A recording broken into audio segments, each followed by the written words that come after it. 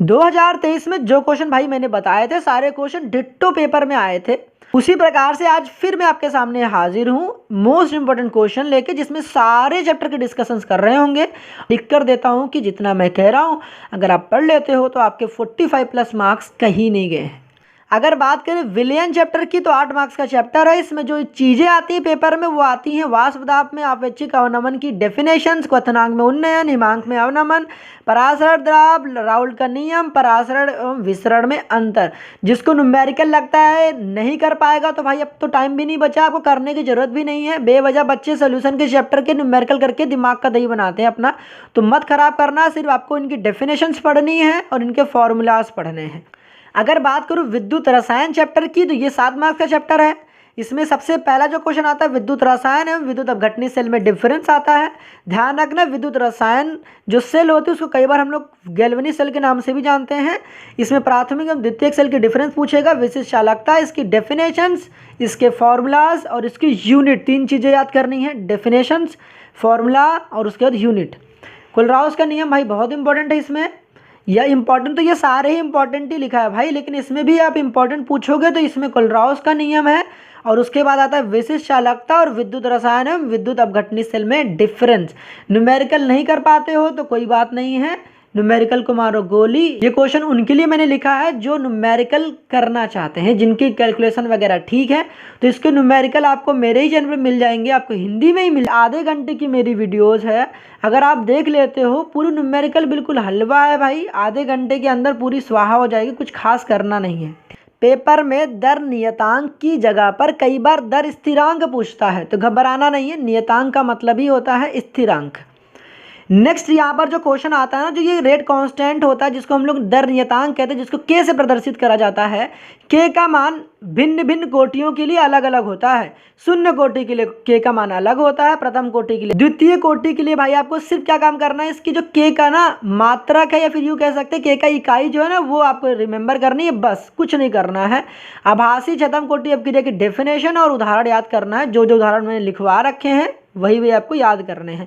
कोटि तथा आणविकता में अंतर आपको जाननी है भाई, मोस्ट इंपॉर्टेंट है, हर बार पूछा गया कोटि और आणविकता में अंतर के ना। गुण और अभिलक्षण में बच्चा फंसता ही फंसता है, क्योंकि जो टीचर होते हैं यूजुअली क्या कहते हैं भाई इनके गुण या विलक्षण याद करके चले जाओ, तो बच्चा याद करके तो चला जाता है कि भाई ये रंगीन यौगिक बनाते हैं, ये अधिकतर अनुचुंबकीय होते हैं। बट अब यूपी बोर्ड समझदार हो गया थोड़ा सा, अब यहाँ पर ना उल्टा क्वेश्चन पूछने लगा है कि बताओ ये रंगीन यौगिक क्यों बनाते हैं, सब में क्यों लगा देगा, ये अनुचुंबकीय क्यों होते हैं, ये संकर यौगिक क्यों बनाते हैं। तो भाई इसमें भी ना ये वाला क्वेश्चन तो बहुत बार पूछा है। कौन सा वाला, ये 7वां वाला।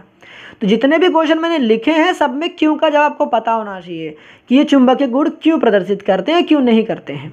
उसके बाद आता है कि लेंथेनाइट संकुचन क्या होती है, KMnO4 और K2Cr2O7 की विरचन विधि आपको पता होना चाहिए। 7 मार्क्स का चैप्टर है। इसमें सबसे पहला क्वेश्चन आपके सामने यही बनता है, या तो 4 क्वेश्चन आते हैं या तो 2 क्वेश्चन आते हैं।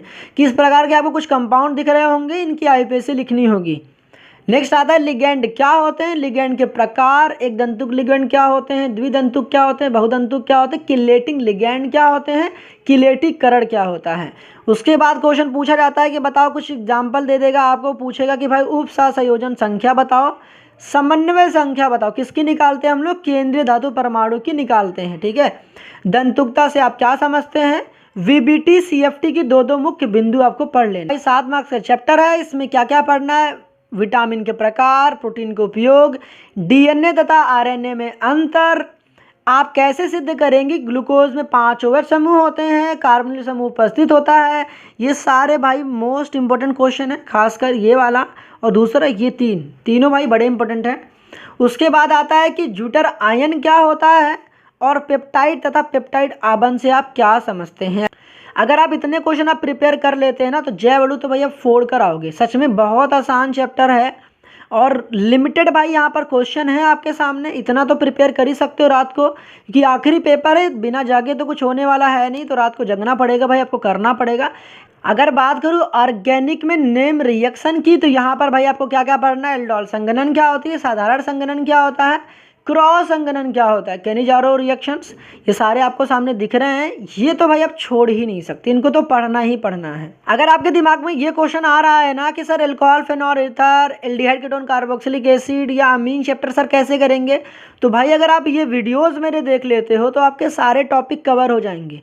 अगर आपके दिमाग में ये क्वेश्चन आ रहा है ना कि sir alcohol, phenol ether, haloalkanes, अमीन, ये सारे चैप्टर कैसे होंगे, तो यहाँ पर भाई मैं आपको एक तरीका बता रहा हूँ। अगर आप ये तरीका फॉलो कर लेते हो तो भाई आपके चैप्टर आसानी से और जल्दी ख़त्म हो जाएंगे। कन्वर्जन वगैरह आप सब कुछ कर ले जाओगे, बट प्रॉब्लम ये है कि आपको एक प्रोसेस फॉलो करना पड़ेगा। ध्यान दें, आपको अगर थोड़ी बहुत अंग्रेजी समझ में आती तो ये वीडियोज़ आप देख लेना। यहाँ पर करना है क्या, सबसे पहले आपको निंजा टेक्निक वाली वीडियोस देखनी है मेरी, डिस्क्रिप्शन में लिंक मिल जाएगा, प्लेलिस्ट में भी मिल जाएगा। trick.com वाली एक वीडियो उसको देखना है। महा रिपीटेड क्वेश्चन यूपी बोर्ड में सबसे ज़्यादा जो रिपीट करे गए हैं क्वेश्चन जो होते हैं ऑर्गेनिक के, उसको मैंने बता रखा है, तो वहाँ पे उसको देख लेना। जितना मैंने ये सारे टॉपिक बता रखे हैं ना, अगर आप इसको कर लेते हो तो भाई आपके ना मान के चलो 15 नंबर कहीं नहीं गए हैं। कितने? 15 नंबर कहीं नहीं गए हैं।